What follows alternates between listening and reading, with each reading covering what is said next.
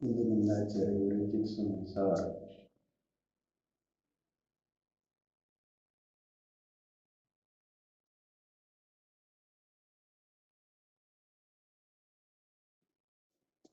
आणि जो शुद्ध आहे तो शुद्ध म्हटला जातो आणि त्यालाच मोक्षाची तिथं आहे खुर्ची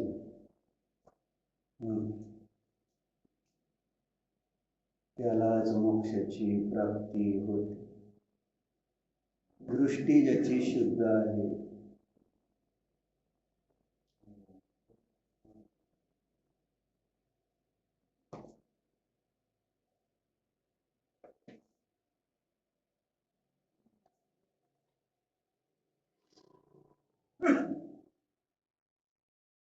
दृष्टी म्हणजे सम्यक दर्शनाची चर्चा आहे.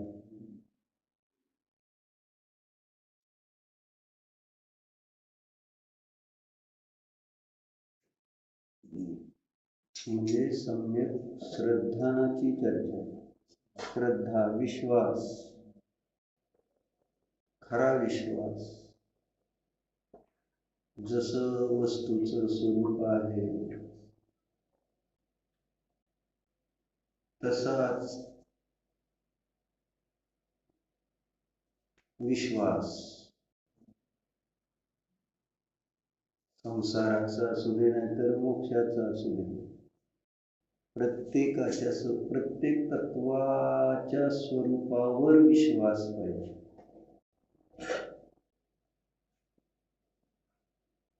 मृत्यूवर विश्वास पाहिजे.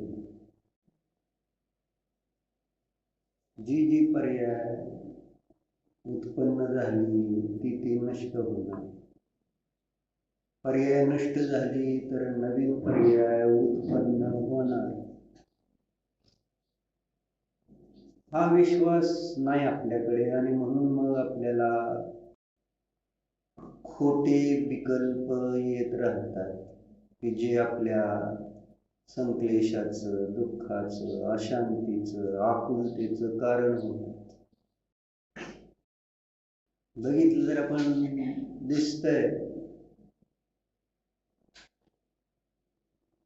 की जो मृत्यू इथं आम्ही इंद्रिय प्रत्यक्षाने प्रत्येक शरीरधारीला येताना पाहतोय, तरी सुद्धा आमचा आपल्या मृत्यूवर विश्वास नाही. आणि आता त्याला तर शास्त्राची गरज नाही, कोणत्या बाह्य प्रमाणाची गरज नाही, दुसऱ्या प्रमाणाची गरज नाही. आपल्या डोळ्यानं कळते, दिसतंय का नाही.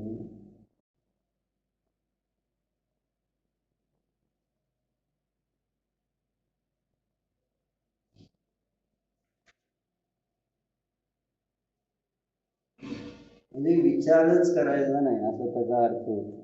विचार करायचा नाही.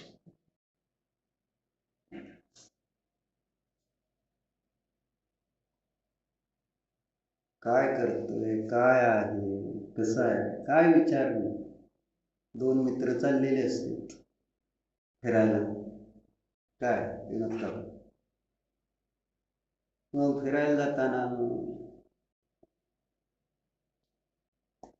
एक मित्राने छत्री घेतलेली असते, बरोबर.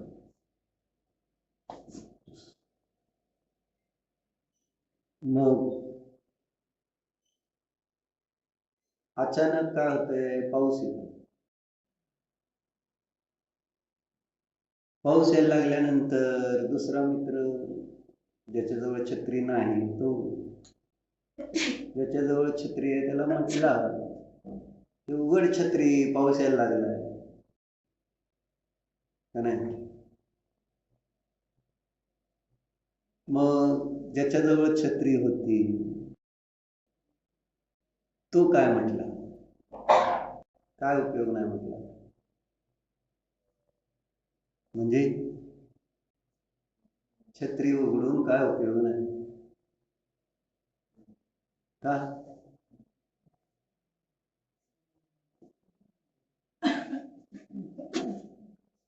तर त्या छत्रीला म्हटला, तू या माझ्या छत्रीला अनेक छेद आहेत, छिद्र आहेत.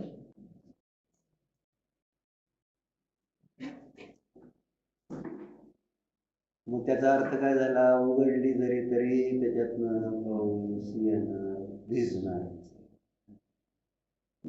बरोबर. मग काय सूरज, काय भिजणार झाली. मग पुढं काय, पुढं काय नाही. प्रश्न तो नाही कसंही भिजणार आहे. प्रश्न काय हा, असं आहे ना. एवढं कळते का, छत्री घेतली कशाला मग, हा प्रश्न. जर छत्रीला छिद्र होते तर मग ती छत्री घेण्यापाठीमागच प्रयोजन काय, असा प्रश्न आला. मग त्यावर ज्याची छत्री होती तो काय म्हणला, काय मम्मीला गाडी.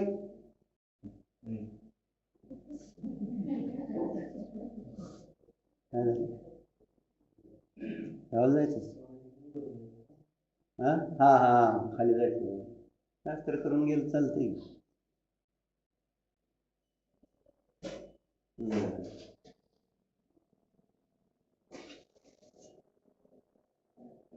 मग काय झालं, त्यांनी म्हटला पण त्या मित्राला कशासाठी घेतली छत्री. मग पहिल्या मित्राने काय उत्तर द्यावं, ज्याने छत्री आणली. म्हटला, मी असं काय एवढा विचारच केला नाही म्हटलं छत्री घेताना, आपलं छत्री आहे घ्या चला. अरे पण घ्यायची कशाला, काय प्रयोजन होतं का नाही. काहीतरी विचार करून छत्री घेतो, याचा अर्थ ऊन लागलं तर त्याच्यापासून रक्षण, पाऊस आला तर त्याच्यापासून रक्षण करण्याच्या हेतून ते छत्री घ्यायला पाहिजे का उगाच छत्री आहे आणि घेतली. म्हणजे त्याने प्रयोजनाची सिद्धी काही होणार नाही. तर म्हणून तो म्हटला, मी याच्यावर असा काही विचार केला नाही की छत्री आपल्याला अशासाठी लागेल आणि मग हे असं असलं तर मग कसं काय होईल, असं काय नाही, विचार नाही.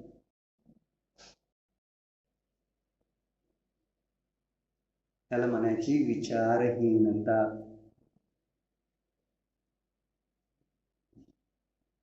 तुम्ही पण सगळे शास्त्राला आला, कसे आला, हा प्रश्न आहे. तपासले का छत्र्या, तपासले का छत्री घेऊन, म्हणजे शास्त्र धर्म करायला.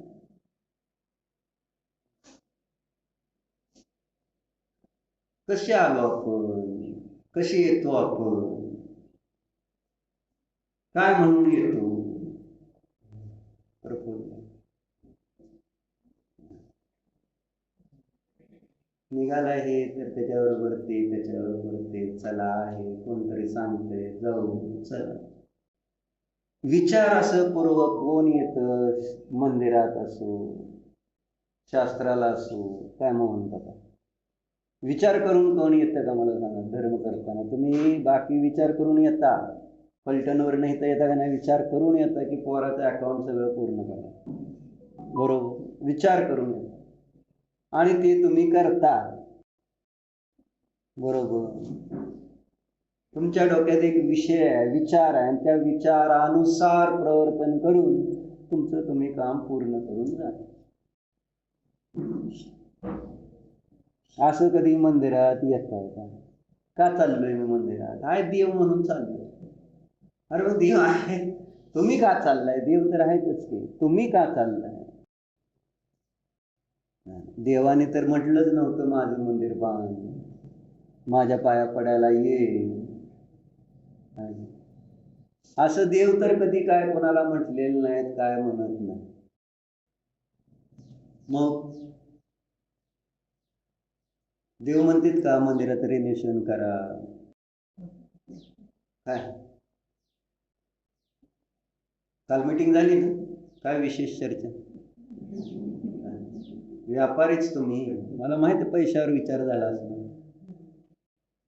कशावर विचार झाला, पैशावर झाला ना, पैशावर विचार व्हायला पाहिजे का काम करायच्यावर विचार झाला, कशावर विचार व्हायला पाहिजे.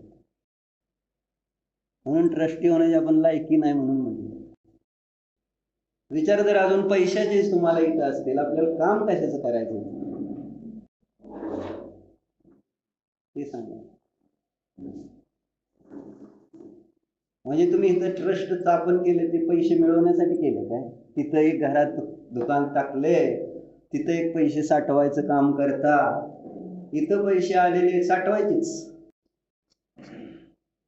चर्चा पैशाची का काम कसं लवकर होईल, चांगलं कसं होईल, अजून कसं उत्तम होईल, ह्या विषयांवर चर्चा जास्त, कशावर जास्त चर्चा. ही आहे विचाराची हीनता मला म्हणायची का नाही. एवढा खर्च कशाला, सकाळी फिरताना म्हणत होते दादा काय चाललं होतं, एवढे एक शब्द माझ्या कानावर पडला, म्हटलं नक्कीच काल काहीतरी पैशावर झाले, पैसे काय खर्च करायचे असं काहीतरी म्हटले, काय म्हटलं शरद का सकाळी चाललं होतं तुमचं, एवढा एकच शब्द माझ्या कानावर पडला, चोराच्या पडला तसं. थांबून ऐकावं म्हटलं होतं मी.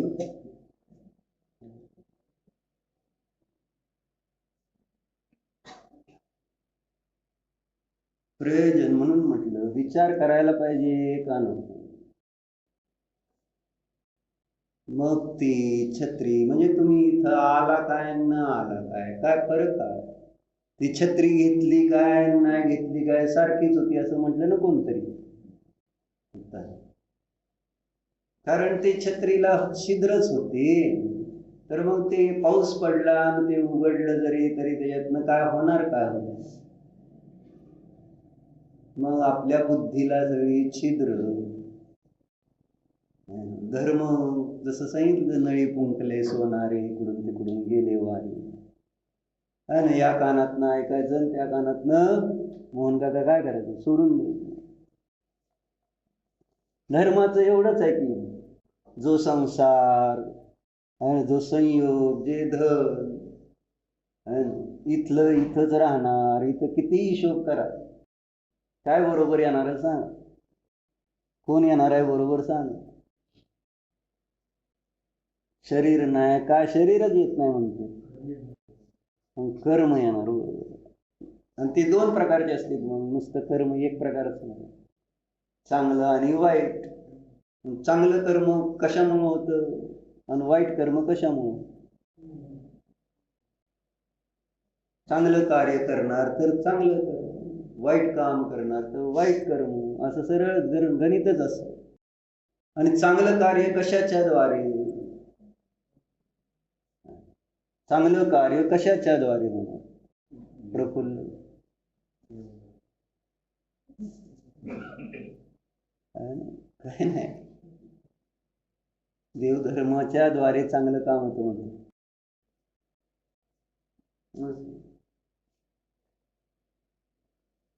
कधी घरी मीटिंग घेतली का तुम्ही? आपल्याकडे आता लय पैसे झाले किंवा आता आपल्याला खायला प्यायला किती लागते आणि आता आपल्याला दुसऱ्या घराची गरज आहे का?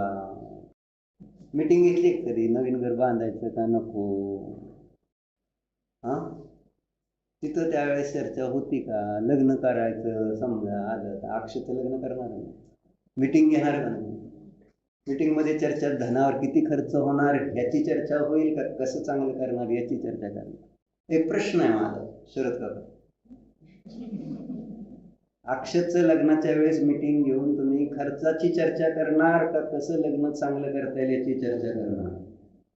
आणि जर तुम्ही जर पैशाचं नाव काढलं तर स्वप्नील भाई काय म्हणतील तुम्हाला काय वाटतं? दादा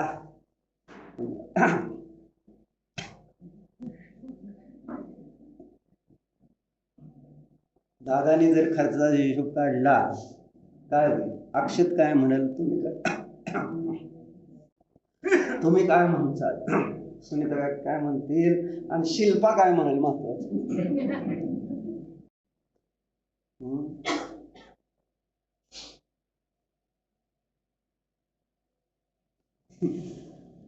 असा प्रश्न वाटत. तिथं आपण चर्चा त्या विषयावर करत नाही, खर्चाच्या विषयावर करत नाही. तिथं आपल्याला कार्यावर लक्ष असतं. लग्न करायचं न तर लग्न, शाळा शिकवायची न कोणत्या शाळेत घालायचंय, घोडावतला समजा घालायचं ठरलं ईशानला, काय किती खर्च आहे तुम्हाला माहिती आहे? घोडावतला नाही माहिती? कोण कोण घातले घोडावतला? किती खर्च आहे? हा, तृप्ती त्याला म्हणत किती खर्च आहे? 5 लाख रुपये 2 वर्षाचा. 5 लाख घालणार का नाही घालणार? का विचार करणार? 5 लाख रुपये घोडावतला खर्च आहे शरद काका, घालायचं का नको? राहू दे नाही शिकला तर चालते, नसला पंखा सगळं चालते, आपल्याला सगळं चालते.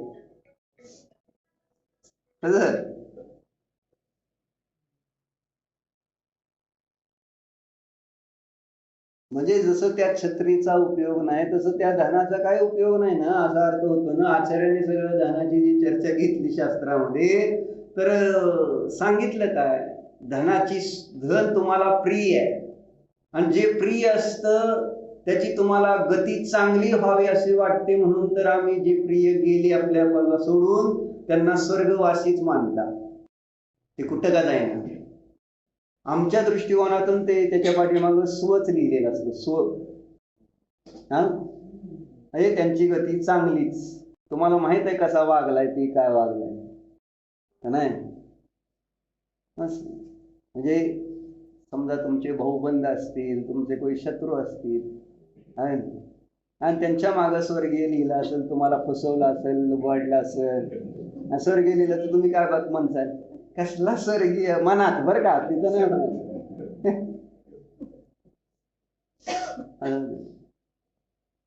इष्टजनाची गती आम्हाला चांगली इच्छित, असे एक श्लोक दिलाय पद्मनंदी पंचविंशती, माहिती आहे तुम्हाला?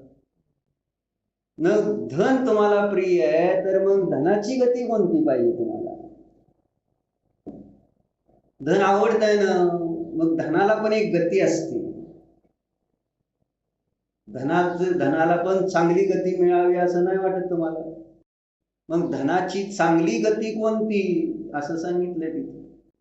धन जर चांगल्या गतीला जावं असं तुम्हाला वाटत असेल, कारण ते तुम्हाला प्रिय आहे, तर आचार्यांनी सांगितलं दान करा, तर ते त्याची गती चांगली होते असं दिलं पद्मनंदी आचार्य.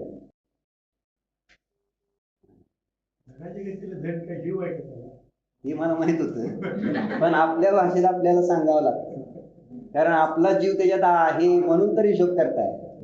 जर जीव नसता तर आपण आपल्या कर्माचा हिशोब केला असता की माझं कर्म किती जास्त कमी जास्त झालंय, आहे का नाही? माझा धर्म किती कमी जास्त होतोय याचा हिशोब आपण, जसं त्याचं ऑडिट, त्याचं प्रत्येक गोष्टीचं आपण सगळं परफेक्ट पाहिजे तसं परफेक्ट आपलं नको का? आपल्या जीवनामध्ये आपले जे विचार, आपण आजपर्यंत केलेलं ज्ञान, श्रद्धा आणि आचरण, क्रिया, दान, षटकर्म जी आहेत, देवपूजा, गुरुपास्ती, स्वाध्याय, संयम, तप, या ज्या काही गोष्टी आपल्याला सांगितल्या श्रावकाच्या, त्याचं त्या ठिकाणी ऑडिट कधी काढलं का आपण? त्याच्यासाठी वेळ देऊन आणि काढलं तर मग आपल्याला दिसल किंवा किती आपलं ह्याच्यात नुकसान झालं. आज माझी पर्याय किती वय झालं, तुम्ही कालच सांगितलं शरीराचं वय 80 झालं. कोणाचं झालं? हे तुमचं झालं का शरीराचं? तुम्हाला वाटतंय कोणाचं?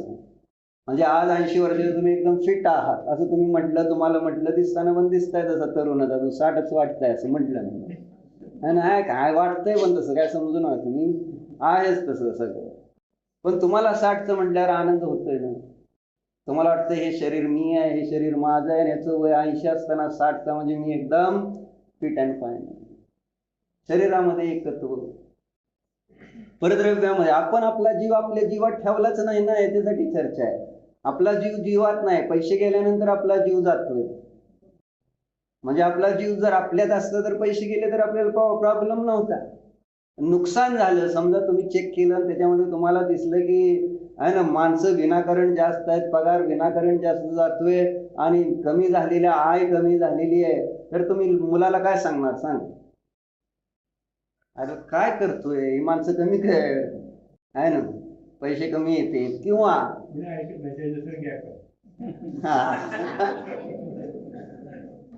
बरोबर, ती पण बरोबर आहे. पण तेच म्हणजे तुम्हाला वाटत असतं असा हा वायफट खर्च आहे, पण मुलांना वाटतंय मी आपलं, कारण आजकालची मुलं एकदम राजे, वाढवलंयच राजासारखं त्यांना प्रियमान, त्यामुळे त्यांना असं वाटतं की 4 माणसं कामाला लावून आपण निवांत राहायचं. असं मग आपला तेच म्हणून हे ऑडिट समजलं का? आपल्या इच्छेनुसार कार्य होत नाही, हेच सांगितलं ना. इच्छानुसार कार्य कोणाचं होत नाही दीप्ती? थांबा थांबा,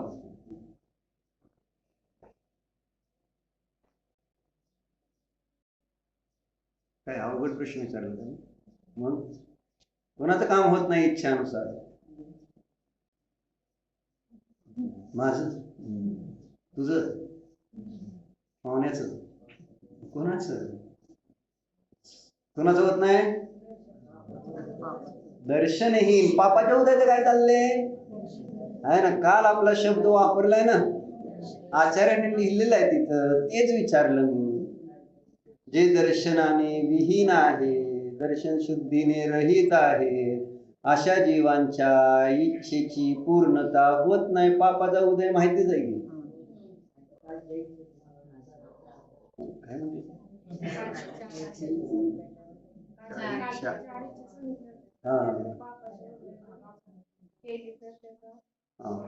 ते अजून यायचंय ना, अजून कुठे विषय तर घेतलाय का नाही?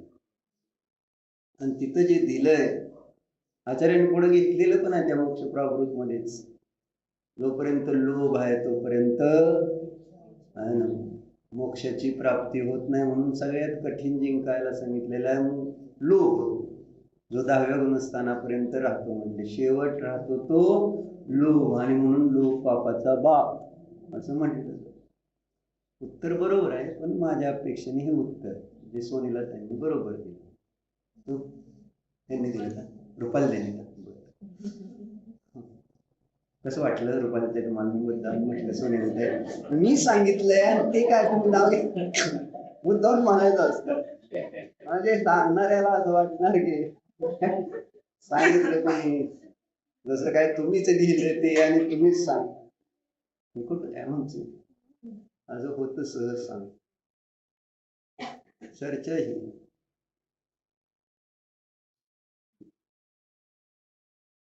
खरोखर जर धर्माचं फळ पाहिजे तर विचार करून धर्म करा असं म्हणायचं. विचार केला पाहिजे धर्म करताना सुद्धा, की मी हे काय करतोय हे कळायला पाहिजे. त्याला धर्म हे नाव का आहे हे कळलं पाहिजे ना, काय करतोय. म्हणून गोष्ट एक वाचली की एक मनुष्य है ना, असं ज्येष्ठ मास ऊन गरम है ना, मग फिरत फिरत मंदिराच्या तिथं एका गेलेला आहे आणि त्याला तहान लागली म्हणून तिथं उसाचा रस असतो ना, उसाचा, मग उसाच्या रसाचं रसवंती गृह म्हणायचं, रसवंती गृह होतं. त्याने गर्दी होती, आपलं सांगून केली ऑर्डर, एक रस, एक फुल नाही, त्याच्यात कोण फुल हाफ असतं, एक रस फुल म्हणून सांगितलं, 10 रुपयाचा रसाचं ते. थांबल्यावर त्याला बघत होता आजूबाजूला, तर एक अतिशय श्रीमंत मनुष्य काय करत होता, देवाला एक हार बनवून घेत होता 500 रुपयाचा. किती रुपयाचा? देवाला 500 रुपयाचा हार. तुम्हाला कळते? तर 500 रुपयाचा फुलांचा हार बनवून घेत होता आणि तेवढ्यात काय झालं, एक गरीब मुलगा ताणलेला, भुकेलेला, मग त्याने आपलं त्याला हात लावून दादा, बाबा, काका, काय म्हणायचंय, मामा, आणि मला तेवढं एक तहान लागली, खूप भूक लागली, 1 ग्लास तेवढा उसाचा रस, असं म्हणून पैसे मागत नव्हतं. मग काय केलं त्याने, स्वप्नीलबाई, त्या माणसाने काय केलं?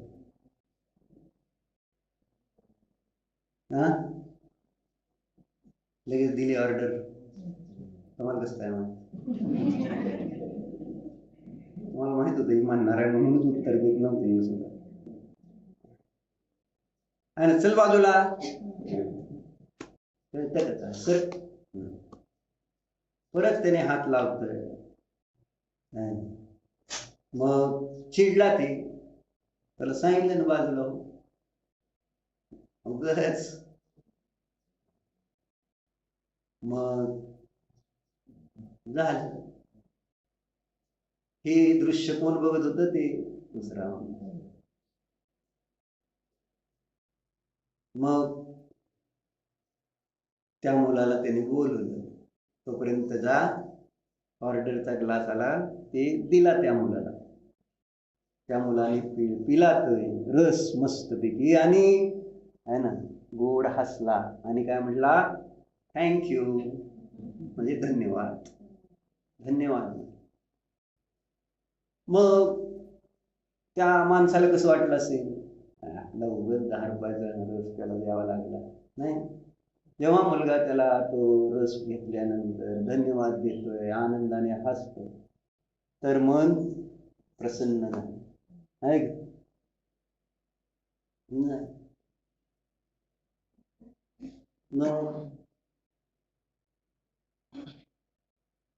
तो मनुष्य कोण? 500 रुपये वाला, 500 रुपयाचा हार जो बनवत होता देवासाठी, त्या मनुष्याला सहज एक संबोधन, आणि त्याने ते बघितलं, त्याने बघितलं की ते त्या मुलाला रस पाजलाय म्हणून.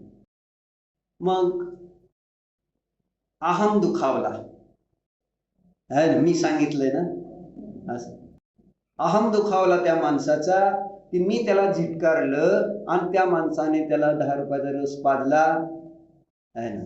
त्याने काय म्हणावं? काय म्हणलं? काय म्हणता तुम्ही? काय म्हणता अशा वेळेस? तुम्ही दिलं नाही, दुसऱ्याने दिले, अशा वेळेस काय म्हणणार? अनुपमाने सांगितलं, राहुल लायचे काय म्हणणार? यामुळंच ही भिकारी लोक माजतेत. दुसरं काय नव्हतं त्याला त्रास, आता त्याचे रुपये गेलते, 10 रुपये गेलते, त्याला काय त्रास होता? गपचे आता पाजले कोणी, मग आपला हार घ्यावं जावं नाही गपचिप, नाही तू नाही पाजलं ते पाजलं, आता बसून गेलेलं बरं होतं. पण तसं नाही.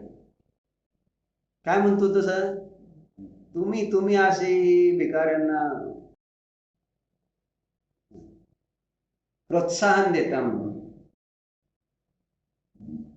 आणि याच्यामध्ये केवळ कारण काय झालं होतं, तर त्याचा अहम दुखावलेला होता, त्याला काय जळ नव्हती पोचली. त्याने कसं काय दिलं, कुणीच मी नाही दिलं, कुणीच नाही द्यायचं, ही आपली पद्धती. बरोबर आहे का पाहुणे? म्हणजे आपण जे करणार तसं सगळ्यांनी केलं पाहिजे, असं तेच म्हटले जनरेशन गॅप. आपल्या आपल्या विचारानुसार सगळेजण त्या ठिकाणी काम करतील असं नाही. प्रत्येकाचा आपला आपला विचार स्वतंत्र आहे. त्या मनुष्याचा वेगळा, ह्या मनुष्याचा वेगळा होता. पण तसं चालतंय का? तसं चालतंय का घरात? नाही चालतंय का? मान्य करतो. मी जो विचार केला, मी समजा तुम्ही विचार केला आज मी ही भाजी बनवायची, आणि जाऊ म्हटली किंवा सासू म्हटली की बाबा नाही ही भाजी बनवायची, काय होतं सांग? कोणती भाजी बनते? मिक्स भाजी.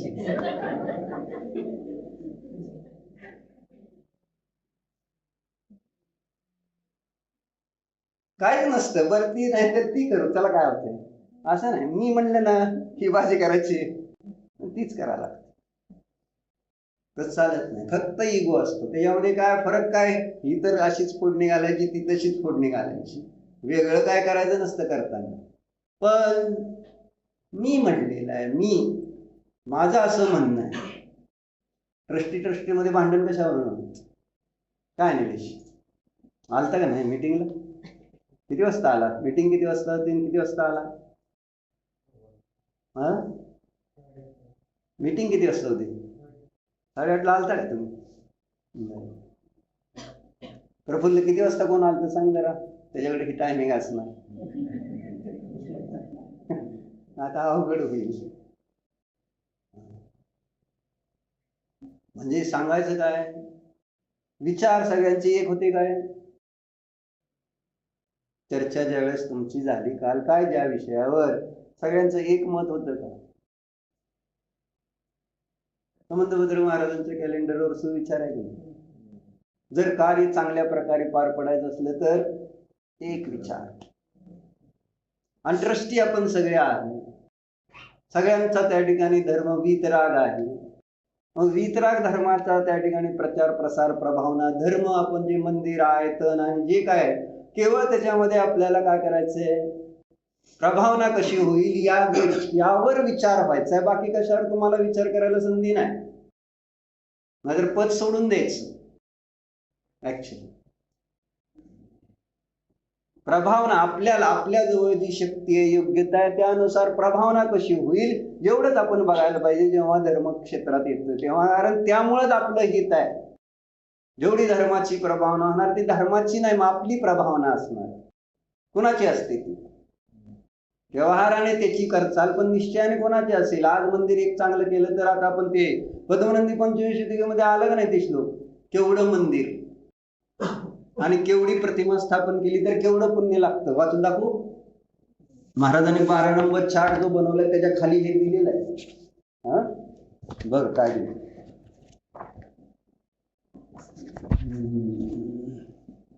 सापडायला पाहिजे आपल्याला. तुमचं पुण्य असेल तर सापडेल. पुण्य बघा, गोळा करा.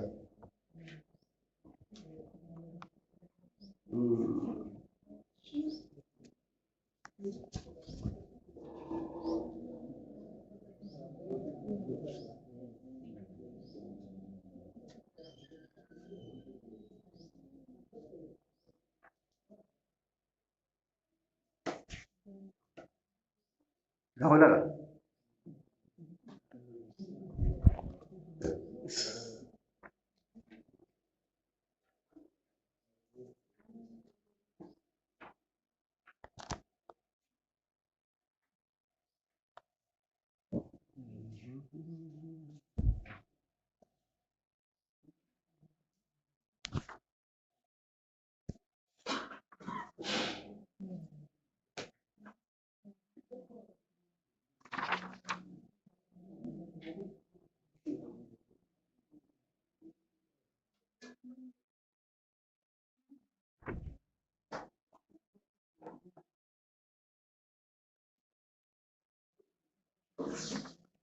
कुठं गेलं?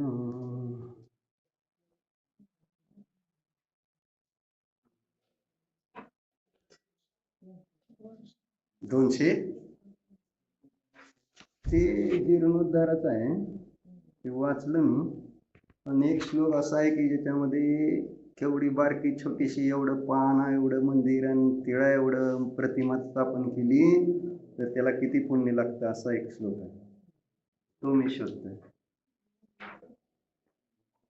मंदिरासंबंधी आहे.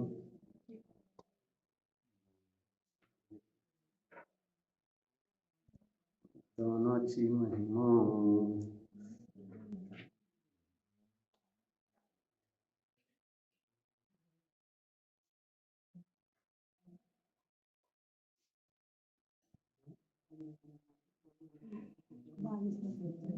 22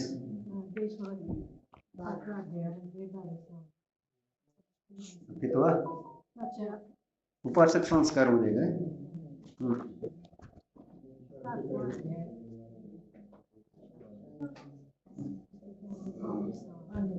चालेल श्लोक. हा किती नंबर कशात आहे म्हटला? 480 नंबरचा आहे.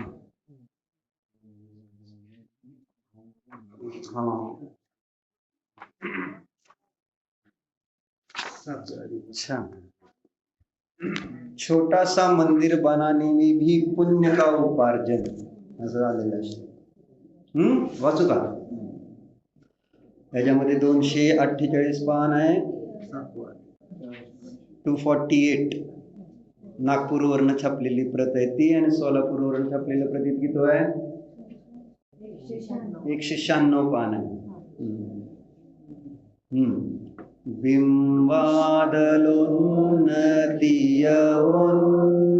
बिंबादलोन्नतियोन्नतिमेव भक्त्या एकारयन्ति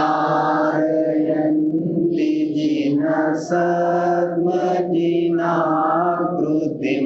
च पुण्यं तदीयमिह वागपि नैव शक्ता स्तोतुं परस्य किमु कारयितुर्द्वयस्य.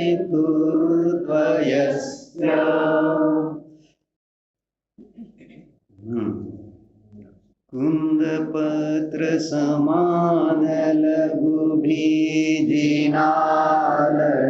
जो भवि करे, जो समान जिनेन्द्र प्रतिमा भक्ति से समीधरे, उन्हें कितना पुण्य होगा सरस्वती नहीं कर सके, करे दोनों कार्य जो उनका धन कैसे करे.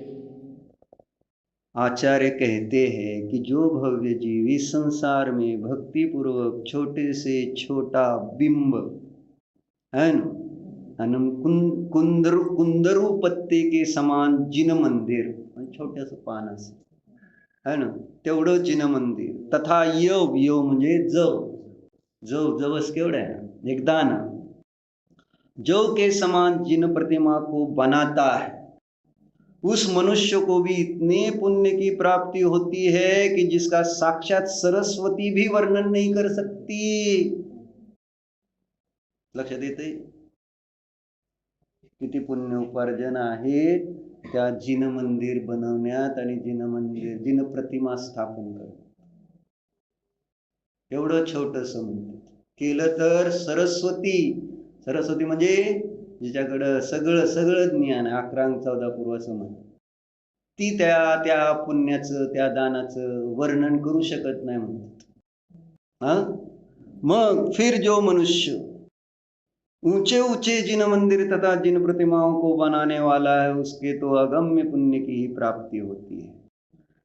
भावार्थ, बिंबा के पत्ते की ऊंचाई बहुत छोटी होती है, और योग की भी ऊंचाई बहुत छोटी होती है। किंतु आचार्य इस बात का उपदेश देते हैं कि इस पंचम कली काल में यदि कोई मनुष्य बिंबा के पत्ते की ऊंचाई के बराबर जिन मंदिर को तथा योग की ऊंचाई के बराबर जिन प्रतिमा को भी बनाता है तो उसके पुण्य की स्तुति करने के लिए साक्षात सरस्वती भी हार मानती है।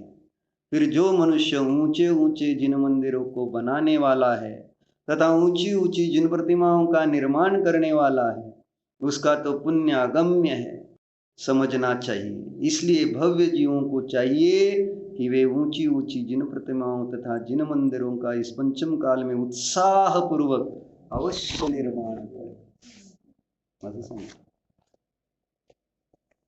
कशासाठी वाचले? 249 पण आहे ना, 249 होता ना. त्याच्यात काय जिन मंदिर अथवा जीर्णोद्धार हेतु दान का महत्व, त्याच्यामध्ये पण सांगितलं त्यांनी, जो जिन मंदिर बनाने के लिए अथवा सुधारने के लिए जमीन धन आदि दे जाते हैं उनसे जिन मंदिर अच्छा बनता है। उस जिन मंदिर के प्रभाव से बहुत काल तक जिनेन्द्र का मत इस पृथ्वी मंडल पर विराजमान रहता है। इसलिए दाता ने जिन मंदिर के लिए जमीन धन आदि देकर जैन मत का उद्धार किया, ऐसा समझना चाहिए। जेव्हा असं कार्य करतो त्यावेळेस काय केलं जात म्हणजे त्याच्यामध्ये अंतराय करतील त्यांना काय फळ मिळेल? ज्यांनी हे काम केलं त्यांना हे फळ, तर अंतराय करणाऱ्यांना काय फळ? त्याच्या विरुद्ध ना, कारण त्याच्यामुळं पापाचा बंध म्हणून म्हटलेला आहे विचारशील पाहिजे। आपण कोणतं काम करतोय आणि त्याच्यामध्ये आपण कुठलेही काम करताना फायदा आणि नुकसान बघतो, मग धर्म करताना पण फायदा नुकसान कोणता बघितला पाहिजे हा महत्वाचा मुद्दा आहे। धन किती जातंय त्याच्यात आपलं नुकसान, आपल्याला आपल्या परिणामाची विशुद्धी होऊन जो फायदा होतोय तिकडं बघितलं पाहिजे। आपण बघतो कशाकडे, म्हणजे आपण कोण आहे हे त्याच्यावरनं सिद्ध होणार। काय देव कोण आपण?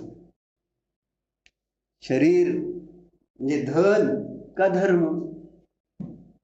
धन जातंय म्हणून आपल्याला जर नुकसान होतं असं वाटत असेल, आधीच सांगून टाकलं सुभाष काकांनी, का असेल ते दानपेटीतनं खर्च करायचा, माझ्याकडनं काय चेक घ्यायचे नाही, तिथं माझं ध्रुवखंड अजिबात वापरायचा नाही। बरोबर आहे का? मला आधीच सांगितलं। ठेवा तुमचे 8 आहेत का नाही हे बांधलेले, त्याच्यातले 4 तुम्ही ठेवून टाका ध्रुवखंडासाठी। नाही मी आपलं सांगतोय ध्रुवखंडासाठी माझ्याकडे चिकार आहे, आपण दुसऱ्या ध्रुवखंड मी ठेवतो, तुम्ही खर्च करा। फक्त तुम्ही कसं म्हणायला पाहिजे, तुम्ही खर्च करा एवढंच म्हणायचं। आपलं काम हे आहे ना, म्हणून व्यापारी आहे तुम्ही, त्यामुळं तुम्ही हेच विचार करणार माझा पैसा संपला, मंदिराचा तर पैसा कशाला, माझा पण संपवायचा नाही आणि मंदिराचा बी संपवायचा नाही। काय होईल ते जे काय वरचे वर झालं तर बघायचं आणि राहिलेलं पुरून जायचं, आपल्याला पुरण्यासाठी ठेवायचं। कोणासाठी ठेवायचं राहिलेलं? म्हणजे अशा गोष्टी करा तुम्ही, खर्च फक्त करा, मी आहे असं म्हणायला पाहिजे का नको? मंदिरासाठी म्हटल्यानंतर करू काय असेल तसं करू, का आपण काय आपण म्हणजे व्यवहारात काय म्हणते हेच म्हणायचं, पण आता ते तुम्ही म्हणला म्हणजे चांगलं वाटत नाही तर म्हणायला काय अडचण काय? प्रत्येकाकडे जर बघितलं वैभव तर काय तेजस कमी आहे? तेजस काय म्हणतोय? नाही म्हणता येत ना तुला? नाही कमी नाही भरपूर आहे म्हणतो का नाही? तेवढं सुद्धा नाही म्हणता येत, नाही म्हणत। मग विशाल कसं काय आहे का, बरं आहे का नाही? म्हणून म्हटलं हेच प्रॉब्लेम आहे, सगळ्या ट्रस्टींचा हा प्रॉब्लेम आहे, सगळीकडे हा अडचण। कारण सगळे व्यापारी ट्रस्टी झाले, सम्य दृष्टी नाहीत, सत्दृष्टी झाली। दर्शन शुद्धीवाले ट्रस्टी नाहीत की जेणेकरून त्याला धर्माची प्रभावना दिसेल, आत्मप्रभावना दिसेल, है ना? ती जिन देवाची प्रभावना दिसत नाही आपल्याला, आणि ते धर्म म्हणलं ते तुम्हाला कळलंच नाही की जिनेंद्र देवाचं जे काय आपण करणार त्याच्यामध्ये किती मोठा लाभ आहे, किती मोठा फायदा। कारण तुम्हाला आत्म्याचा लाभ, आपला लाभ वाटत नाही, तुम्हाला लाभ कोणाचा? आहे ना. बाहेर धनाचा लाभ तो माझा लाभ, धनाची हानी ती माझी हानी, मग ती दुसऱ्याची असो नाही तर माझी असो, अडचण ही येते. म्हणून जेव्हा आपण धर्मासाठी ज्यावेळेस समर्पित आहोत, करा, फक्त काय करायचं करा. काय होत नाही तुम्हाला असं काय वाटतंय, पाणी उपसत राहायला पाहिजे. ध्रुव फंड राहणार, ध्रुव फंड कुठं जात नाही. तुम्ही काळजी त्याची करायची कारण नाही तुम्ही सुद्धा, नाही ना. मी आहे ना, असं प्रत्येक एक जणांनी म्हणाले मै हो ना, चल सगळं माझं माझं सगळं मंदिराला मी आल्यानंतर कुणाला नाही ना. ती परिणामाची म्हणजे विचारहीनतेमुळे हे प्रॉब्लेम आहे. आपण विचार करायला तयार नाही की आपलं नुकसान आणि आपला फायदा काय. काय 1 एकर जमीन ऐकली तर किती पैसे येतील तुझे, आणि मंदिराला देतो का 2-4 एकर म्हटलं तर? तुझ्या नावची सुमितचं नाही चाललं, जाऊ दे. हा ना, 60 मधली 30 तर तुझी आहे का नाही? हा, हालचाल करतोय म्हटलं ना, ते एकदम अस्वस्थ होते. राहू दे, चल तुला 15 एकर ठेवली, 15 एकर देऊन टाक मंदिराला. काय बरोबर तर काय नाही येणार नाही लोकांनो, पण तुम्हाला अजून कळा ना काय सांगतोय. अडचण ही बरोबर काय जात नाही, काय नाही. आणि तरी सुद्धा त्याच्यासाठीच मारायचं आणि हितच ठेवून जायचं, पाप बरोबर घेऊन जायचं. काय बरोबर जाणार मोहन काका? पाप. त्याच नाव म्हणजे आता तुम्ही जर कर्म म्हणजे कोणते कर्म, तुम्ही जमिनी पैसा साठवल्यानंतर त्याला परिग्रह नावाचं 5वं पाप आहे का नाही, आणि त्या परिग्रह नावाचं पाप कर्मच घेऊन जाणार ना. मग परिमाण केल्यानंतर काय, परिमाण करू दे की, पण परिमाण कुठं आहे ना, परिमाण आहे का सांगा. आणि परिमाण केलं जेवढं आहे तेवढं, आता परिमाण आहे त्या अपेक्षेने पुण्य, पण जेवढा परिग्रह आहे तेवढं ते त्यानं पुण्य नाही, त्याने पापच लागणार. प्रमाण करून वाढते त्यामुळे असं आहे का? मग तसंच करा. करायचं नाही म्हटल्यानंतर वाटांची कारण ऐकते, कसं आहे चर्चा आहे. छत्री कशासाठी घ्यायची हे तुमच्या लक्षातच येईल. धर्म कशासाठी करायचं हेच लक्षात येईल. विचारच केला नाही म्हटला ना, तू मनुष्य काय म्हटला, मी विचारच केला नाही की ही छत्रीला होल आहे तर मग मी घेतोय कशाला. तसं आपण येताना कधी इथं विचार करतच नाही की आपण येतोय कशासाठी, इथं येऊन मला करायचं काय असतं, आणि इथं जे करतो त्यानं मला काय फळ मिळणार आहे याच्यावर एक जण आपण विचार करायला तयार नाही. आणि विचार नाही करणार तर आपल्याला त्या धर्मासाठी समर्पण कसं, म्हणजे समर्पण कुठून येणार. धर्मासाठी जीव, लोक देशासाठी जीव टाकतील असं मी तुम्हाला लय वेळा सांगितलं. उदाहरणं सगळे आपण स्वतंत्र सैनिकाची दिली की ज्या देशाचं ती काय मालक होते का, फक्त देशात जन्मले म्हणून देशाचा अभिमान होता की हा माझा देश आहे, तो देश पराच्या अधीन झालाय तर त्याच्यासाठी मी मेलो तर चालतंय, पण देश स्वतंत्र करणार. किती जण मेले देशाच्या स्वातंत्र्यासाठी, मालक नव्हते ते देशाचे, फक्त त्यांना माहित होतं मी हा माझा देश आहे.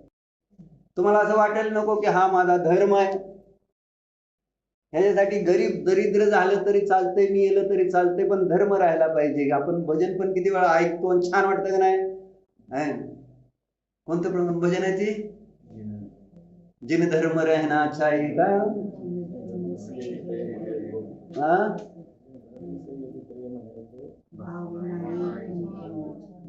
काय देह जाय, ते मला वाटते देह जाय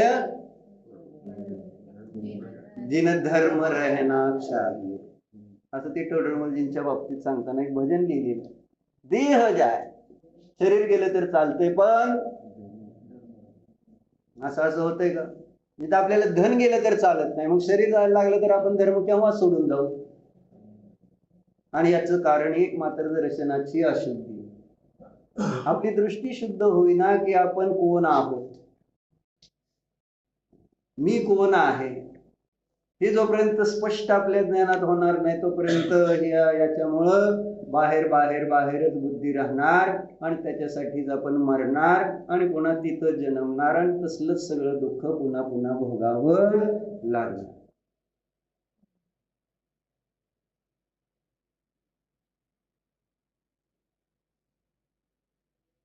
म्हणून विचार करा असं सांगायचं. त्याने तिथं वाक्य काय दिलं, विचारहीनता से है ना, विचारहीनतेकडून विचारशीलतेकडे आपलं है ना मार्गक्रमण झालं पाहिजे.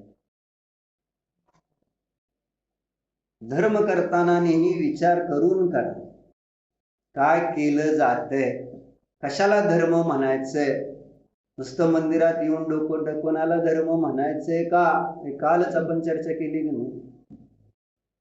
काय तृप्तीत आहे विचारलं ते आज म्हटलं देवाला, तुम्ही माझ्या पोराची देवाला म्हटलं का नाही, ती तरी इच्छा देवासमोर, माझ्या मुलाचं कुठे ऍडमिशन घेऊ देवा, तुम्ही सांगा. सांगतील देव सुद्धा. तुम्ही मनोभावनेने देवाकडे म्हणा ना, प्रत्येक गोष्ट मागा, इच्छा पूर्ण होणार आहे. ती शुद्धी पाहिजे ना, देवावरची श्रद्धा पाहिजे. विष उतरते का नाही, तुम्हीच मंत्र तुम्हीच विषापहार म्हटले का नाही धनंजय कवी. मुलाचं विष उतरलं का नाही मोहन काका, मुलाचं विष उतरलं का नाही, त्या विषापहार स्तोत्र माहिती ना रचलेलं आहे धनंजय कवीनी. हा, त्यांच्या मुलाला चावला साप आणि ती घरी ही मंदिरात पूजा करते, आणि मग बायको म्हणली मंदिरात निरोप दिला, या पोराला साप चावलाय वैद्याकडे न्यायचंय, ते आपले पूजेमध्ये गर्क आहे ना. बायको चिडली, मुलाला घेऊन आली, म्हणली बघा तुम्ही तुमचं पोरग, चिडणार नाही तर काय होणार. आणि ते मात्र शांत, देवावर श्रद्धा. लोक म्हणते काय, ते म्हणले काय आहे ना, लोक मूर्ख आहेत म्हणले, इकडं जा मनी औषधी नामुक तमुक, हे सगळे तुझीच नाव आहेत म्हणले. झालं इतक्या भक्ती भावनेने, तर आपोआप काय होतंय, हे परिणामाच्या आमच्या शुद्धीचं सगळं फळ आहे, जी अनुकूलता मिळणार आहे ती. आणि जी काही प्रतिकूलता मिळणार ते कशामुळे मिळणार सोनीला ताई, कोणाच्या, माझ्या का तुमच्या, मला ऐकली की मी. मग काय करायला पाहिजे का, परिणामाचे संकलेश करून काही कल्याण होणार. ते वातावरण मी तयार करणार आहे प्रत्येक वेळेस. आपल्याला वाटतंय लोक करते तसलं वातावरण तयार, लोक तसे नाही, ट्रस्टी तसे नाही आहे.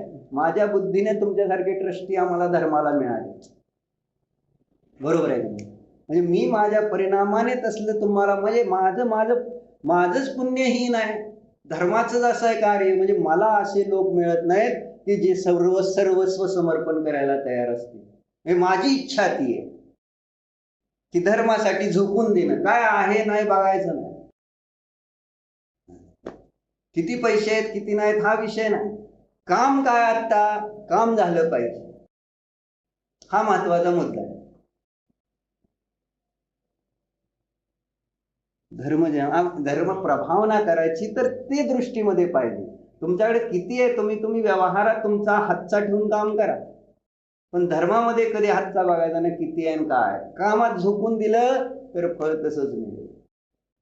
मला पुढं पण अनुकूलता कशामुळे मिळणार, आज केलेल्या परिणामाच्या विशुद्धीचं आज पण मला अनुकूलता मिळेल जर माझं पुण्य आलं तेवढं, माझं तेवढं पाप नसेल तीव्र, तर पूर्वी केलेलं तीव्र पाप असेल तर अजून प्रतिकूलता राहील थोडी, पण ती प्रतिकूलता सुद्धा कमी झालेली असेल वर्तमान पुण्यामुळे.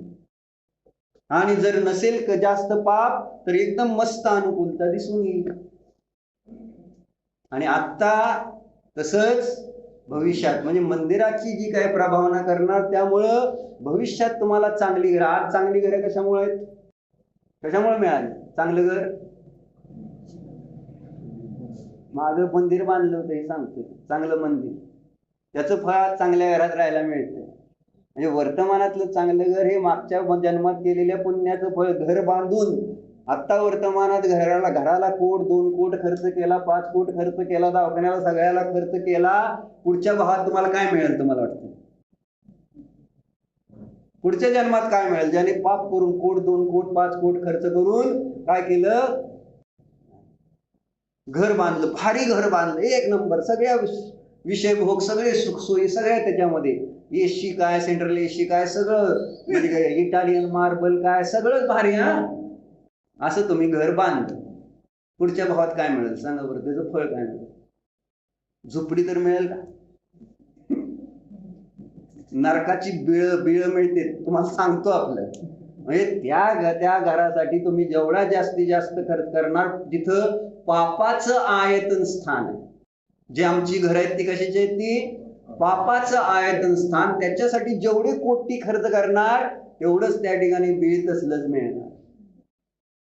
पहिलं दुसरं तिसऱ्या नरकात जी बिळ असतील ना तसल्या बिळात जाऊन राहावं लागतं. बाकी काय नाही तर उंदराची बिळ ही आहे. कारण ते पाप आहे. घर पाप आहे आणि हे मंदिर त्याच्यामध्ये जो येणार तो पुण्य भाव म्हणजे चांगले भाव, आणि त्या चांगल्या भावाचा एक अंश मला पण प्रत्येक वेळेस बांधला जाणार. त्याचं फळ मला पण मिळणार आहे. जेवढे ते त्या मंदिरात येऊन त्याची स्तुती करतील, त्या देवाची भक्ती करतील, प्रभावित होतील, धर्म मार्गामध्ये लागतील, त्याचा अंश तुम्हाला प्रत्येक वेळेस लागणार आहे पुण्याचं. तुमचं पुण्य प्रत्येक जो दर्शन करेल त्यामुळे ते वाढत जाईल. पण तुमची श्रद्धा पाहिजे. महत्वाचं हे की श्रद्धा पाहिजे. या श्रद्धेच्या अभावामध्ये तर सगळं अडचण आहे. म्हणून आचार्य लिहिले दर्शन शुद्ध शुद्ध. दर्शनाने जो शुद्ध आहे तो शुद्ध आहे आणि त्यालाच निर्वाण मिळणार आहे. त्यालाच सगळ्या इच्छित फळाची प्राप्ती होणार. असं कुठंतरी विचार सुरू करा. नाहीतर मग ती नाही ना छिद्रवाली छत्री घेऊनच तुम्ही फिरणार. बाकी काय नाही. पाऊस आला तर आता काय, मी विचारच करत नाही. हे धर्म करताना कधी आपण विचार करणार नाही तर त्याचं फळ आपल्याला सुख शांती समाधान मिळणार नाही. जेव्हा की धर्माचं फळ सुख शांती आणि समाधानच आहे. ओम नमः.